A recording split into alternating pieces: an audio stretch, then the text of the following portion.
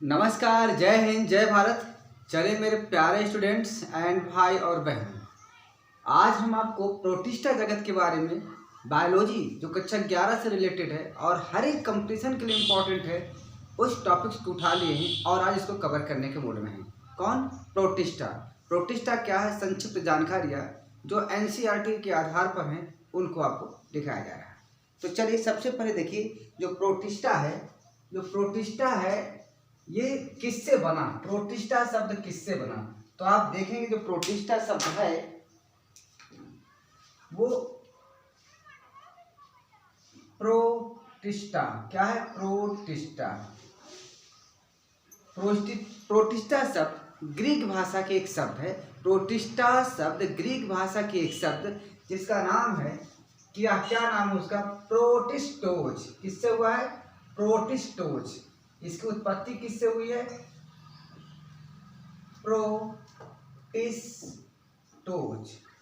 प्रोटिस्टोज इससे हुआ है।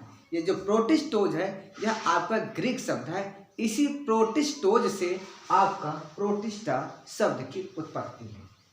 ठीक है, अब इसका अर्थ क्या होता है? इसका अर्थ होता है द वेरी फर्स्ट, सर्वप्रथम। क्या होता है? The very first. ये बहुत इंपॉर्टेंट है। FIRST, द वेरी फर्स्ट मतलब सर्वप्रथम। ठीक है, और इस प्रोटिस्टा शब्द के प्रयोग, जो प्रोटिस्टा शब्द है, इस शब्द का जो प्रयोग किया है वैज्ञानिक हैकर ने किया है। और जो प्रोटिस्टा शब्द है इसका प्रयोग जो किया है वो वैज्ञानिक थे हैकर। क्या नाम था? हैकर। HAECKAL। ये हैकर वैज्ञानिक थे। कब के थे? ये किए थे 1867 ईस्वी में। तो प्रोटिस्टा शब्द का प्रयोग वैज्ञानिक हैकर ने 1866 ईस्वी में किया था। और जो प्रोटिस्टा शब्द है यह ग्रीक भाषा प्रोटिस्टोज से हुआ है। और प्रोटिस्टोज का अर्थ होता है द वेरी फर्स्ट, अर्थात सर्वप्रथम। ये प्रोटिस्टा के बारे में जानकारी संक्षिप्त हुई। अब देखिए जो आर्यन विटेकर साहब थे उन्होंने मोनेरा जगत, प्रोटिस्टा जगत, कवक जगत, पादप जगत, एनिमलिया जगत, इसी में तो 5 भागों में बांटा था।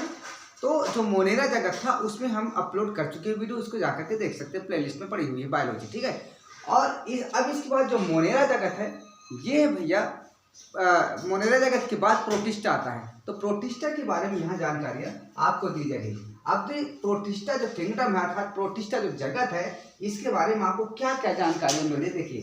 तो नंबर 1, सबसे पहले यहाँ पर लिखेंगे। क्या ये वीडियो यहाँ से स्पष्ट दिखाई दे रहा है? मैं एक बार चेक कर लूँ।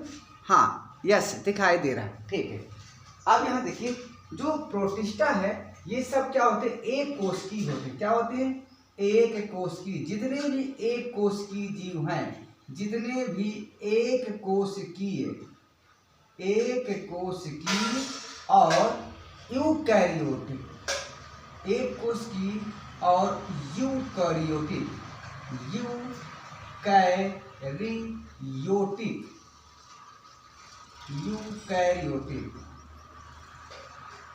जितने भी एक कोष की और यूकैरियोटिक जीव हैं इन सब को प्रोटिस्टा में रखा गया है। पर एक बात बताएं आपको कि हर जगह अपवाद है ना। तो ईस्ट भी आपका क्या है? एक कोष की था लेकिन उसको पादप जगत में रख दिया गया है ना। तो कहने का मतलब है कुछ में अपवाद तो हर जगह है। इन बातों को आपको ध्यान रखना। ईस्ट को पादप जगत में रखा गया, इसको ध्यान रखिएगा। तो ये कोष की और यूकैरियोटिक जीव आते हैं इसके अंतर्गत। और ईस्ट को ईस्ट को फंगस में डाला गया था, कवक में डाला गया था, पादप नहीं, ईस्ट को कवक में डाल दिया गया है, जबकि यह भी एक कोष की होता है। इसको ध्यान रखिएगा। अगला पॉइंट, अगला इस पर क्या आता है? केंद्रक। और इसमें केंद्रक होते हैं। क्या होते हैं? केंद्रक स्पष्ट होते हैं। केंद्रक तथा कोशिकाबद्ध, है ना, यानी झिल्लीबद्ध कोशिका के अंग, झिल्लीबद्ध कोशिका के अंग होते हैं। क्या होते हैं? सभी कोशिकांग होते हैं। इसमें सभी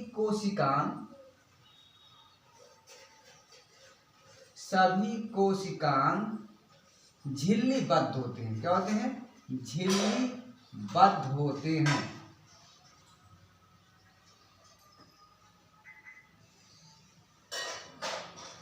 ये दूसरा पॉइंट आपका आ गया। फिर इसके बाद क्या आता है, सभी जलीय होते हैं। क्या होते हैं? सभी जलीय हैं। अब वो बात अलग होती है कि कुछ बड़े बड़े सागरों में रहते हैं और कुछ स्वच्छ जल में। स्वच्छ जल का मतलब क्या है? नदी उदी का हो गया, झरने का। लेकिन जो स्वच्छ जो समुद्र का जल है वो लवणीय जल होता है। इसलिए कुछ तो क्या होते हैं, समुद्र में होते हैं और कुछ स्वच्छ जल में। तो इसी को लिख दिया जाता है एक साथ, सभी जलीय। सभी जलीय होते हैं। क्या होते हैं? जलीय होते हैं। ये इंपॉर्टेंट, कुछ समुद्र में होते हैं और कुछ स्वच्छ। इनमें से लिख सकते हैं, क्या लिख सकते हैं, यहाँ पर लिख दीजिए, कुछ स्वच्छ होते जल में होते हैं और कुछ समुद्री जल में। समुद्री जल प्लस स्वच्छ जल, इन दोनों जगहों पर ये आपके पाए जाते हैं। ये आपका प्रोटिस्टा जगत के जो जीव हैं उनके बारे में विवरण होगा। आप देखिए, गतिशीलता के आधार पर, यानी गतिशीलता के अंग इसमें क्या क्या होते हैं, कैसे चलते हैं, कैसे ये प्रोटिस्टा जगत चलते हैं। तो आइए देखते हैं इसमें क्या होता है। जो प्रोटिस्टा जगत है ये इंपॉर्टेंट है, ध्यान रखिएगा, ये सब इंपॉर्टेंट है। गतिशीलता के अंग क्या होते हैं इसमें? गतिशीलता के अंग, गतिशीलता के अंग, इसमें गतिशीलता के अंग होते हैं वो होते हैं भैया, क्या होते हैं? वो होते हैं सीलिया, यानी पक्षमाप। पक्षमाप जिसको हम कहते हैं, क्या कहते हैं? सीलिया कहते हैं। क्या कहते हैं? सीलिया। और क्या होते हैं? और फ्लैजिला होते हैं, मतलब जिसको कसाब कहते हैं। क्या कहते हैं? कसाब। कसाब को हम कहते हैं, क्या कहते हैं? फ्लैजिला। क्या कहते हैं? फ्लैजिला। क्या कहते हैं? फ्लैजिला। ठीक है। तो ये इनमें गतिशीलता के जो अंग होते हैं किसके सहारे से चलते हैं? तो चलते हैं आपके किसमें? सीलिया और फ्लैजिला। इसके बाद देखिए, ये तो इसके आपके हो गए, इसके बारे में आपको हल्की जानकारी, ठीक ना। अब इसके बाद इनका वर्गीकरण किया जाता है। क्या किया जाता है? वर्गीकरण। तो वर्गीकरण में क्या करेंगे आप? वर्गीकरण में आप, मैं यहां लिखता हूं वर्गीकरण। आखिर प्रोटिस्टा जगत के जीव हैं इनको कितने भागों में बांट गया है? तो इनको 5 भागों में बांटा गया। कितने भागों में? 5 भागों में बांटा गया है। पहला क्या आपको? क्राइसोफाइटा। पहला आपको क्राइसोफाइटा, क्राइसोफाइटा। दूसरा आपका बांटा गया है क्या बात? डायनोफ्लैजिलेट्स। डायनो, अभी डाइन चुड़ैल ना समझ ले, डायनोफ्लैजिलेट्स। ये डायनोफ्लैजिलेट्स, चुड़ैल, चुड़ैल नहीं है, आप ध्यान रखिएगा। दूसरा डायनोफ्लैजिलेट्स। और तीसरा है आपका, तीसरा आपको क्या हो जाएगा? यूग्लिनाइड।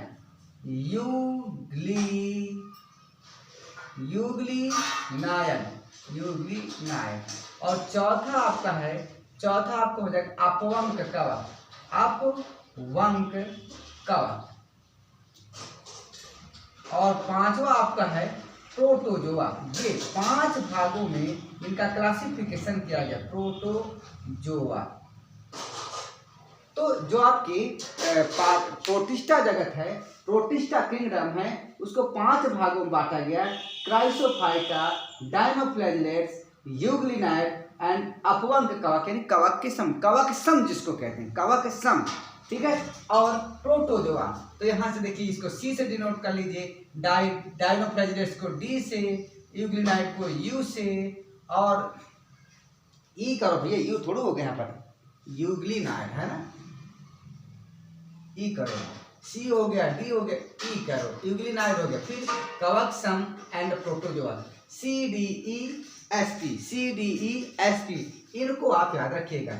C D E S P, C D E S P, C D P, C D E S P, C D E S P. C से क्राइसोफाइट, डी से डायनोफ्लैजिलेट्स, सी डी, ई से यूग्लिनाइड, यस से कवकसम यानी अपवंक, and P से protozoa.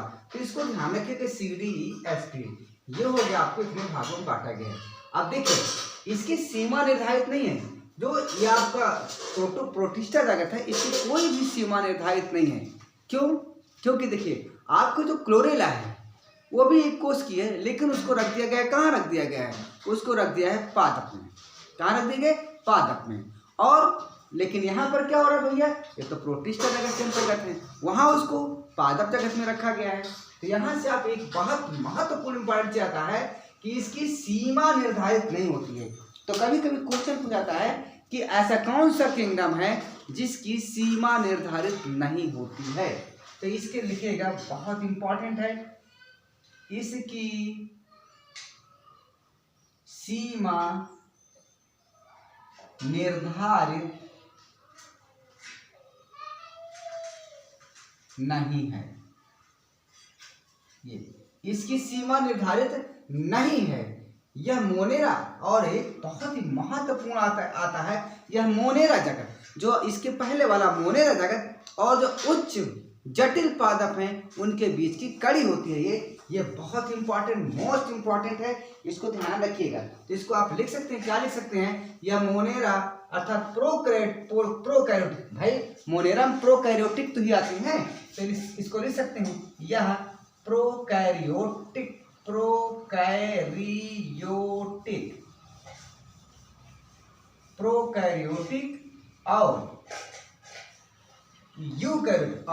और eukaryotic के बीच की कड़ी है। क्या है? यूकैरियोटिक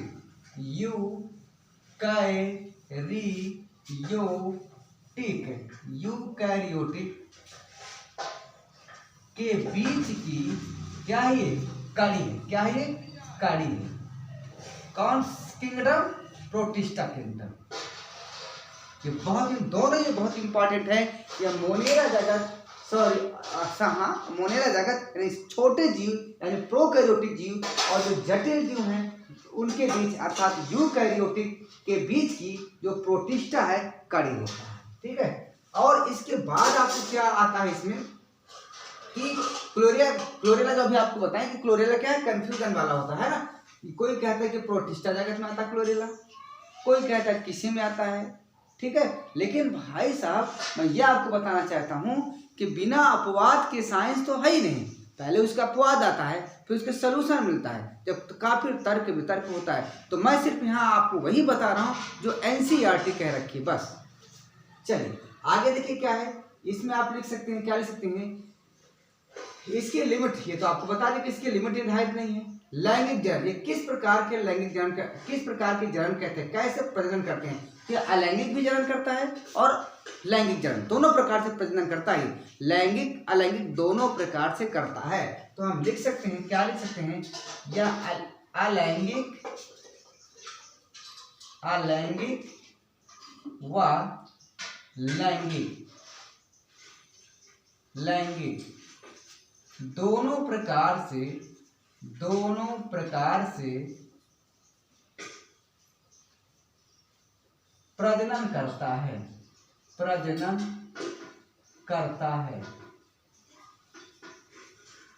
है।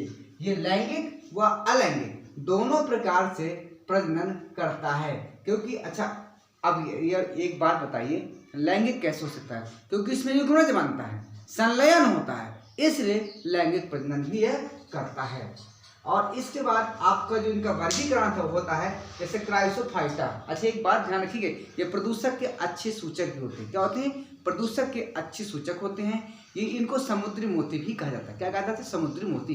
बहुत इंपॉर्टेंट है क्योंकि समुद्र के सबसे बड़े उत्पादक कौन होते हैं? सब इसी के अंतर्गत आते हैं, इसलिए इनको हम धीरे धीरे आपको सब बताएं। तो चलिए पहला आपका जो हेडिंग है क्या है? क्राइसोफाइटा।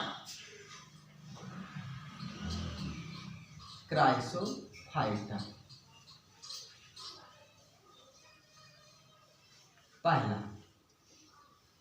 ठीक है। चलिए अब देखिए क्राइसोफाइटा के बारे में आप क्या लिखेंगे? यह स्वच्छ जलीय, क्या होता है? स्वच्छ जलीय व समुद्री, स्वच्छ जलीय व समुद्र में मिलता है। ये इसके बारे में बात हो गई। कौन? क्राइसोफाइटा। ठीक है। और ये प्रकाश संश्लेषी होते हैं। क्या होते हैं? प्रकाश संश्लेषी। प्रकाश संश्लेषी अपने आप ये भोजन बनाते हैं। संश्लेषी, प्रकाश संश्लेषी होते हैं, यानी प्रकाश की उपस्थिति में ये अपना भोजन बना लेते हैं। बहुत इंपॉर्टेंट चीजें हैं, इसे ध्यान रखें बायोलॉजी वाले बच्चे। हम आपको धीरे धीरे एक एक टॉपिक जैसे जैसे समय मिलता जाएगा केमिस्ट्री से, वैसे वैसे हम आप इसको बताते जाएंगे। ठीक है, चिंता मत करिए आप लोग। अब देखिए, अब ये दो प्रकार के होते हैं। कितने प्रकार के होते हैं? दो प्रकार के। तो क्या वीडियो नीचे तक दिखाई दे रहा है? मैं बच्चे कर लूँ? हाँ ठीक है, अभी जगह है पर्याप्त। अब देखिए, ये जो आपके क्राइसोफाइटा है, इनको दो भागों में बांटा गया। कितने भागों में? दो भागों में बांटा गया है। तो यहाँ दो भागों में कौन कौन आ जाएगा आपका? एक तो डायटम्स आ जाएगा। क्या आ जाएगा? पहला आ जाएगा डायटम्स। डायटम्स, जिसको हम अंग्रेजी में ऐसे लिखते हैं, DIATOMS, डायटम्स। और जो दूसरा आता है डेसिमिड्स होता है। क्या होता है? डेसिमिड्स।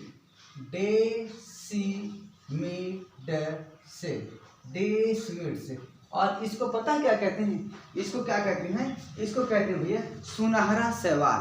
क्या कहते हैं? सुनहरा शैवाल।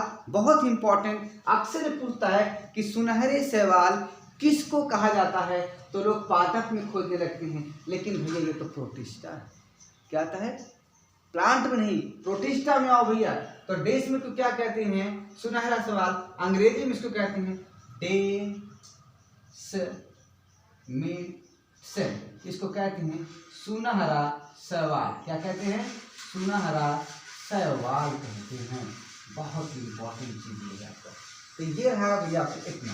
अब डायटम्स के बारे में थोड़ी सी आपको और जानकारी हम देंगे, क्योंकि डायटम्स एनसीईआरटी में दे रखा अच्छे से।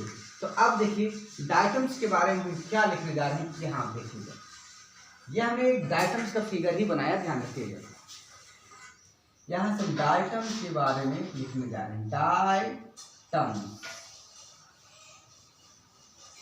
तो डायटम से क्या होता है भैया, इसके बारे में समझिए। डायटम से क्या होते हैं, है ना।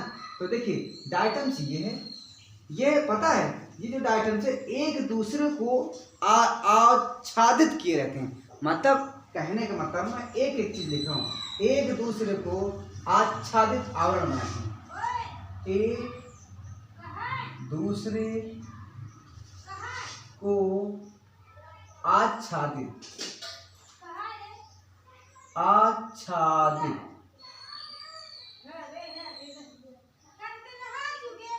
आच्छादित आवरण बनाते हैं, जैसे साबुनदानी।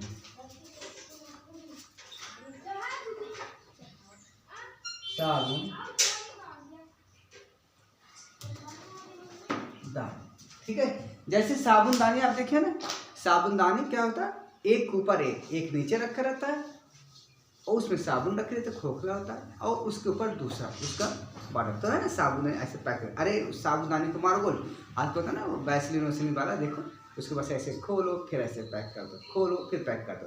तो बस इसी प्रकार ये दो आवरण से बना होता है, जैसे साबुनदानी। पहली बात। दूसरी बात क्या होती है इसमें, इसका जो कोशिका भित्ति होती है वह सेलुलोज और सिलिका की बनी होती है ना।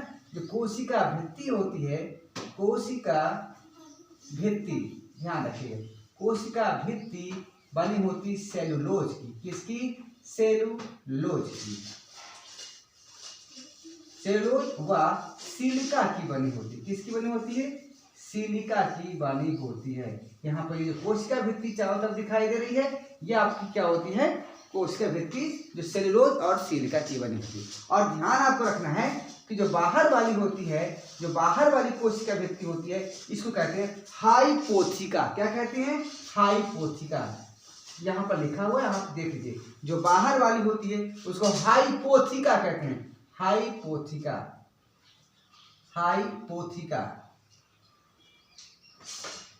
और जो अंदर वाली होती है उसको एपीथिका कहते हैं। क्या कहते हैं? एपीथिका। तो यहाँ लिख लेंगे एपीथिका, बहुत इंपॉर्टेंट। ठीक है, ये आपकी जो हाइपोथिका है ये बाहर वाली भित्ति है, बाहर की भित्ति है, और जो एपीथिका है ये अंदर वाली भित्ति है, अंदर की भित्ति। बहुत इंपॉर्टेंट, इसको ध्यान रखिएगा। ठीक है, अब इसके बाद क्या होता है कि जैसे हमने आपको बताया है कि इसकी अंदर वाली भित्ति क्या है आपके एपीथिका, सॉरी यहाँ पर एक ही पाई रहेगा, ये एपीथिका। जो अंदर वाली है उसको एपीथिका भित्ति कहते हैं, जो बाहर वाली होता है उसको हाइपोथिका कहते हैं, और इन दोनों को मिला करके हम क्या कहते हैं? फ्रस्टूल। बहुत इंपॉर्टेंट है, ध्यान रखिए। क्या कहते हैं? फ्रस्टूल। क्या कहते हैं? फ्रस्टूल। फ्रस्टूल, फ्रस्टूल कहा जाता है, इसको ध्यान रखिएगा। ठीक है, अब इसके बाद कुछ इसमें और है। ये समुद्र जो डायटम्स हैं ये समुद्र के मुख्य उत्पादक हैं। डायटम्स क्या है? समुद्र के मुख्य उत्पादक। ये इंपॉर्टेंट है, बार बार ये पूछा जाता है। ये समुद्र के मुख्य उत्पादक क्या है? मुख्य उत्पादक हैं, उत्पादक हैं। ये हो गया। और ये करोड़ों वर्षों में, बहुत इंपॉर्टेंट ये समुद्र के मुख्य उत्पादक है। हर एग्जाम में पूछा जाता है कि ये समुद्र के मुख्य उत्पादक क्या हैं, तो आप कहेंगे डायटम्स। डाई मतलब दो, एटम माने कवच। ठीक है, अब देखिए ये क्या होते हैं, ये करोड़ों वर्षों के बाद, कई सालों के बाद ये क्या रहते हैं? तैरते रहते हैं और फिर मिट्टी में दब जाते हैं, मर जाते हैं। जहाँ पड़े हैं वहाँ पड़े रहते हैं। तो इसके बाद क्या होता है ना, ये दलदल यानी वहाँ एक मिट्टी बना डालते हैं, जम करके मिट्टी का तल बना लेते हैं, और इनके दबने से, सड़ने से जो इनकी मिट्टी बनती है डायटम की, उसको डायटमी मृदा कहा जाता है। क्या होता है? डायटमी मृदा। यहाँ लिखिएगा, बहुत इंपॉर्टेंट है ये डायटमी। डायटमी क्या लिखेंगे? डायटमी, डायटमी, डायटमी मृदा का निर्माण करते हैं, मृदा का निर्माण करते हैं। ये इंपॉर्टेंट है, डायटमी मृदा का निर्माण करते हैं और ये बहुत ही उपजाऊ होती है। दूसरी बात, इनकी मिट्टी में क्या होती है? सिलिका होती है, रवा कण होते हैं छोटे छोटे। तो इसका प्रयोग क्या करते हैं? इस मिट्टी का प्रयोग पहली बात तो पॉलिश करने में किया जाता है, दूसरी बात पेंट करने में, वार्निश करने में, आदि जगहों पर प्रयोग किया जाता है। तो इस मिट्टी का प्रयोग, इस मिट्टी का प्रयोग, इस मिट्टी का प्रयोग कहाँ करते हैं बताइए? इस मिट्टी का प्रयोग करते हैं पॉलिश करने में, पहली बात पॉलिश करने में एवं वर्निश, पेंट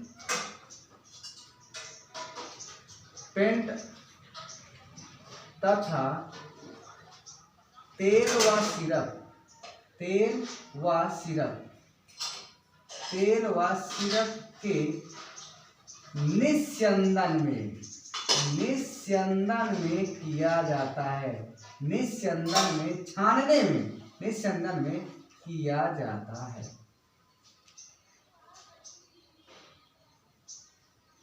ये हो गया आपका इसके बारे में। और एक महत्वपूर्ण एनसीईआरटी में शब्द लिखा हुआ है, क्या लिखा हुआ? ये जलधारा में निश्चेतक बहते रहते हैं। बहुत इंपॉर्टेंट है यहाँ पर, ये जलधारा में निश्चेतक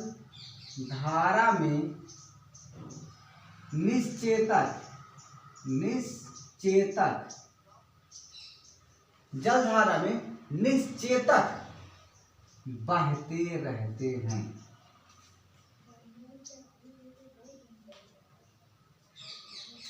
तो अब ये परीक्षा का एक मोस्ट वांटेड क्रिमिनल क्वेश्चन बन गया है। क्वेश्चन में कहते हैं कि ऐसे कौन से जीव हैं जो जलधारा में निश्चेतक बहते रहते हैं, तो वो होता है डायटम्स। अब निश्चेतक का मतलब क्या होता है? अरे यार, जैसे मान लीजिए आप कोई प्लास्टिक ले लो, पानी में फेंक दो, तो जिधर धारा बहेगी उधर वो प्लास्टिक बहेगा, अपने से वो नहीं चल सकता है ना। तो इसको कहते हैं अचेत होकर के, यानी अपने आप जल धारा के साथ ही बहते रहते हैं, खुद इनके पास चलने फिरने के लिए कुछ नहीं होता डायटम्स के पास। जिधर धारा जाएगी, जिधर धारा बहेगी, उधर ये आते जाते रहेंगे, बहते रहेंगे, और करोड़ों वर्षों के या कुछ दिन बाद ये आपकी मिट्टी में मिल जाते हैं, मतलब गिर जाते हैं, नष्ट होने लगते हैं, मिट्टी में दबने लगते हैं, और खुद ये दब जाते हैं मिट्टी में। तो एक के ऊपर दब दब करके एक तलछटी में, ये समुद्र के तलहटी में ये एक मिट्टी बना लेती है, जिसको डायटमी मिट्टी कहा जाता है।